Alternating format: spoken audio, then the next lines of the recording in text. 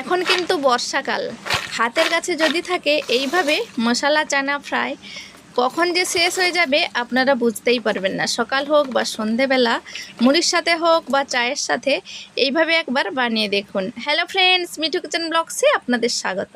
আজকে আমি বানিয়ে দেখাবো মশলা চানা ফ্রাই। তার জন্য আমি কাবুলি ছোলা রাত্রেবেলা ভিজিয়ে রেখেছিলাম, 6 ঘন্টা মোট ভিজালে চলবে। তো ভিজানোর পরে পরিমাণ মতো নুন হলুদ দিয়ে ভালো করে সেদ্ধ করে নিয়েছি। বেশি কিন্তু সেদ্ধ করলে ভালো লাগবে না, এইভাবে একটু সেদ্ধ করতে হবে। তারপরে জলটাকে ছেঁকে নিয়ে বা ঝাড়িয়ে নিয়ে একটু রেখে দিলেই দেখবেন এর গাটা একটু শুকনো শুকনো হয়ে যাবে।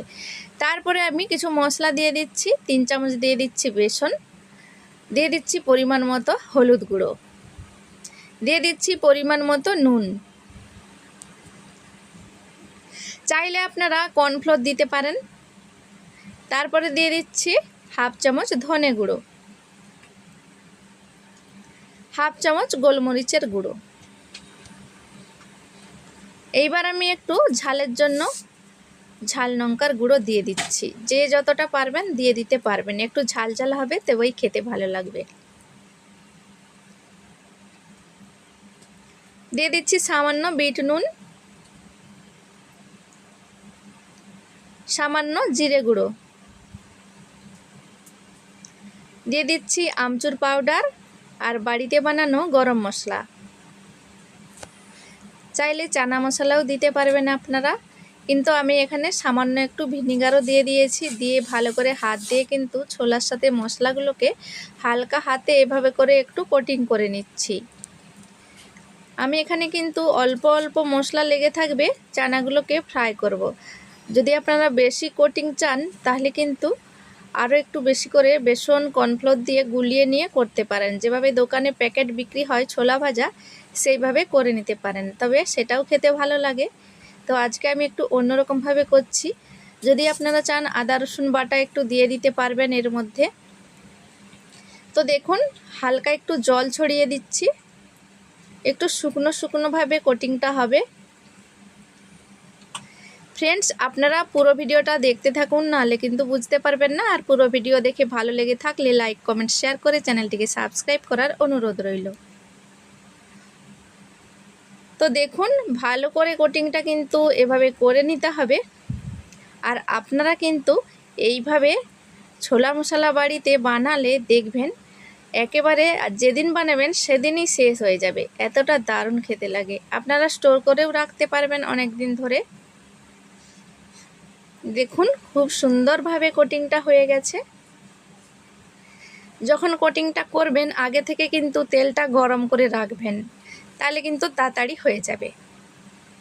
তো আমি কড়াইয়ের মধ্যে আগে থেকে সাদা তেল গরম করে রেখেছিলাম। তেলটা কিন্তু ভালোভাবে গরম করে নিতে হবে। তারপরে এভাবে করে কোটিং করা ছোলা মশলাগুলো এভাবে করে দিয়ে দিতে হবে। আমি কিন্তু অর্ধেকগুলো দিয়েছি, দিয়ে ভালো করে একটু এভাবে করে ছড়িয়ে দিতে হবে। এখন কিন্তু নাড়াচাড়া করা যাবে না, একটু ভাজা হয়ে গেলে তারপরে একটু নেড়ে চেড়ে নেব।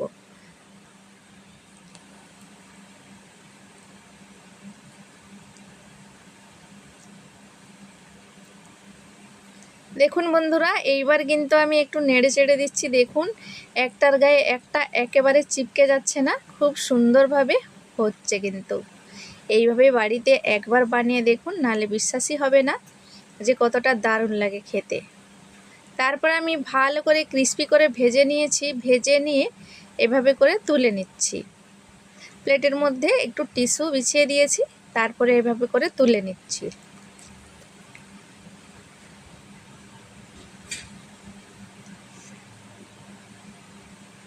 সবগুলো তুলে নিয়ে আবারও ভেজে নেব একই প্রসেস করে। যতগুলো বেঁচে ছিল সবগুলো দিয়ে দিচ্ছি। এগুলোকে একটু এভাবে করে ছড়িয়ে ছিটিয়ে দেব কড়াইয়ের মধ্যে। দেখুন এগুলোও খুব ভালোভাবে হয়ে ভাজা হয়ে যাচ্ছে।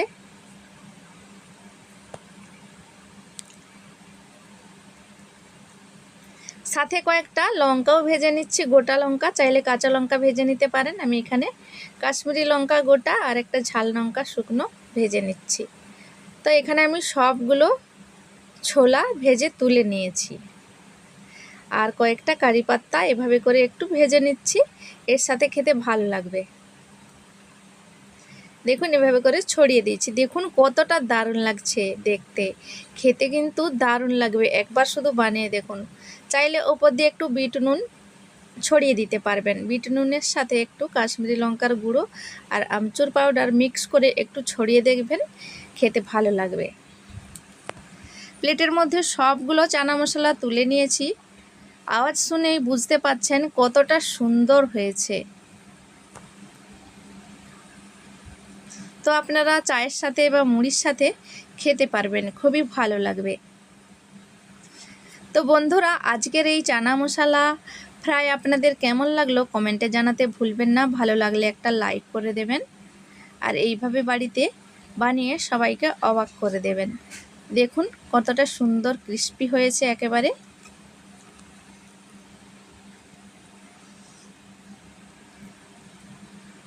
হাতে তুলেও দেখাচ্ছি কতটা সুন্দর হয়েছে।